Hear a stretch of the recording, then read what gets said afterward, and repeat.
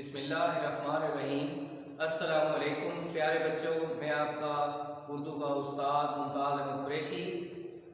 آج ہمارے پاس جو موضوع ہے وہ ہے کہانی اتفاق کی برکت۔ اس میں ہم سب سے پہلے آپ کو کہانی لکھنے کا طریقہ کار بتائیں گے اور کہانی کا اختتام جو ہے وہ اخلاقی سبق پر کریں گے۔ سب سے پہلے کہانی ان الفاظ سے شروع کی جاتی ہے جیسے کہ ایک دفعہ کا ذکر ہے کہ، بہت عرصہ پہلے کی بات ہے کہ، بہت مدت پہلے کی بات ہے کہ، اور کہانی ہمیشہ صیغہ ماضی میں لکھی جاتی ہے۔ یہ بات کہانی لکھنے سے پہلے بہت اہم ہے کہ کہانی کو ہمیشہ ماضی میں لکھا جاتا ہے۔ کہانی کا اختتام ہم نے اخلاقی سبق پہ کرنا ہے، جیسے یہ کہانی اتفاق کی برکت، تو اس کا اختتام جو ہے اس کے اخلاقی سبق یہ بنے گا، اتفاق میں ہمیشہ برکت ہوتی ہے۔ جیسا کہ ایک غریب کسان ہوتا ہے، اس کے پاس 3 بیل ہوتے ہیں۔ غربت کی وجہ سے وہ ان کو زیادہ کھلا پلا نہیں سکتا، لیکن کام زیادہ لیتا ہے، تو تینوں بیل جو ہے وہ آپس میں منصوبہ بناتے ہیں کہ اس غریب کسان کو چھوڑیں اور کہیں اور جا کر رہیں۔ اب تینوں بیل ایک رات کو منصوبہ بناتے ہیں اور چوپ چاپ جنگل کی راہ لیتے ہیں۔ جنگل کی ہری بھری اور کثرت میں گھاس دیکھ کر ان کا تو جی ہی للچانے لگتا ہے۔ اس کے بعد وہ وہاں پر گھاس کھاتے ہیں اور مہینہ گزرنے کے بعد ہٹے کٹے اور موٹے تازے بیل بن جاتے ہیں۔ اب ہوتا یہ ہے کہ تینوں میں بہت زیادہ اتفاق ہوتا ہے۔ ایک بولا بھٹکا شیر اچانک وہاں جنگل میں آ نکلتا ہے اور دیکھتا ہے کہ تینوں ہٹے کٹے اور موٹے تازے بیل ہیں، وہ ان پر حملہ کرتا ہے، لیکن تینوں اتفاق سے اس کا مقابلہ کرتے ہیں۔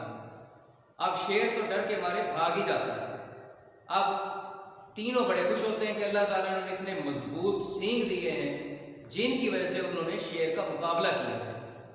اب کچھ دن کے بعد تینوں بیلوں میں لڑائی ہو جاتی ہے۔ اب لڑائی جب ہوتی ہے تو نا اتفاقی بھی ہو جاتی ہے، تینوں علیحدہ علیحدہ رہنے لگ جاتے ہیں۔ اب شیر کو موقع مل جاتا ہے اپنا بدلہ لینے کا۔ اب وہ ایک دن ایک شیر بیل پر حملہ کرتا ہے اور اسے کھا جاتا ہے، پھر دوسرے دن دوسرے بیل پر حملہ کرتا ہے، اسے کھا جاتا ہے، تیسرے دن تیسرے بیل پر حملہ کرتا ہے اور اسے بھی چیڑ پھاڑ کے رکھ دیتا ہے۔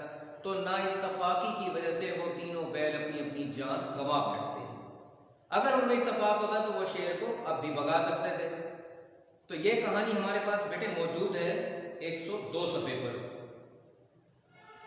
سمدو ایک غریب کسان تھا، اس کے پاس صرف 2 بیل تھے۔ انہی کو ہل میں جوتتا اور کنو میں جوڑتا تھا۔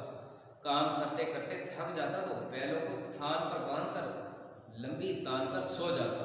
لمبی تان کر سونا، گہری نیند میں چلے جانا۔ نہ وقت پر پانی پلاتا، نہ پیٹ بھر کر چارہ کھلاتا۔ دونوں بیل دن بدن لاغر ہوتے جا رہے تھے۔ لاغر کا مطلب ہے کمزور، مگر سمدو کو پرواہ نہ تھی۔ ایک رات بیلوں نے سوچا کہ یہاں رہے تو سوکھ سوکھ کر مر جائیں گے، بہتر ہے کہ غریب سمدو کو چھوڑے اور جنگل سے رشتہ جوڑ لیں۔ چنانچہ انہوں نے دانتوں سے اپنے اپنے رسے کاٹے اور چپ چاپ جنگل کی راہ لی۔ جنگل کی آزاد فضا اور گھاس کی کثرت دیکھ کر وہ تو خوشی ہو گئے، خوب پیٹ بھر کر کھایا اور پاؤں پھیلا کر سو رہے۔ اسی طرح 2-1 مہینے گزر گئے اور دونوں بیل موٹے ہٹے کٹے سانڈ بن گئے تھے۔ ان کے لیے ہر دن عید اور ہر رات شب برات تھی۔ ایک دن بھولا بھٹکا شیر بھی گھر آ نکلا۔ 2 موٹے تازے بیل دیکھے تو خوشی ہو گیا اور لگا دھاڑنے۔ بیل بھی شیر کو دیکھ کر ڈکارے اور اپنے اپنے سینگ لہراتے ہوئے مقابلے کو تیار ہو گئے۔ اب کیا تھا، شیر جست لگا تھا، جست مانے لمبی چھلانگ لگا کر ان دونوں پر حملہ کرتا۔ دونوں بیل اسے سینگوں پر لے لیتے، سینگوں سے یعنی مقابلہ کرتے۔ بہت دیر تک دونوں میں لڑائی ہوتی رہی۔ آخر شیر کا سارا جسم زخمی ہو گیا اور بال بال سے خون رسنے لگا، یعنی جگہ جگہ سے خون بہنے لگا۔ اس نے مقابلہ چھوڑا اور چپ چاپ ایک طرف کو کھسک گیا، یعنی ڈر کے چلا گیا۔ بیلوں نے اللہ تعالیٰ کا شکر ادا کیا، گھاس سے پیٹ بھرا اور ایک درخت کے سائے میں لیٹ کر سو گئے۔ اگلے دن آنکھ کھلی تو بدن کو جھڑجھڑا کر اٹھے، اپنے سینگوں کی تعریف کی کہ اللہ تعالیٰ نے کیسا اچھا ہتھیار دیا ہے کہ شیر کو اپنی شیری ہی بھول گئی، اب کہیں بڑا سسک رہا ہوگا۔ اگر ہم میں اتفاق نہ ہوتا تو دونوں مل کر مقابلہ نہ کرتے تو شیر ایک ایک کی بوٹی توڑ کر کھا جاتا۔ अखलाकी सबक, इस कहानी का अखलाकी सबक इत्तफाक में हमेशा बरकत होती है। जैसा कि मैंने आपको बताया था कहानी का इख्तिताम हमेशा अखलाकी सबक पर करना है, तो इस कहानी का अखलाकी सबक है इत्तफाक में हमेशा बरकत होती है। उसके बाद बेटे हमारे पास है वाही जमा सफ़ा नंबर 12। ये मैं आपके सामने रीडिंग करता हूँ, आप भी गौर से सुनिए। सफ़ा नंबर 12 पर हमारे पास वाही जमा है